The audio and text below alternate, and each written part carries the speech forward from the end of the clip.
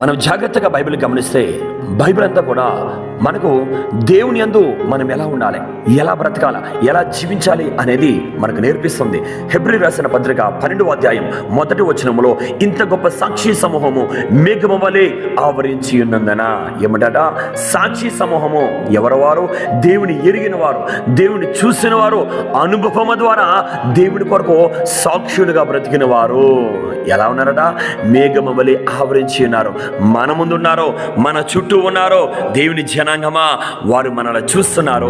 మనం ఇంకా ఎలా బ్రతుకుతామని ఈ రోజు నీవు ఆ సాక్షి సమూహం ఎదుట, అటువంటి ఆత్మీయుల ఎదుట మనము ఎలా బ్రతుకుతున్నాం, ఎలా జీవిస్తున్నాం, ఈ రోజు నీ ఆత్మీయ జీవితంలో ఏ అనుభవాన్ని కలిగినావు, దేవుడిని ఎరిగిన సాక్షిగా, ఆత్మీయ అనుభవం కలిగిన వ్యక్తిగా, దేవుని కొరకు రోషంతో బ్రతికిన వ్యక్తిగా బ్రతుకుతున్నావా?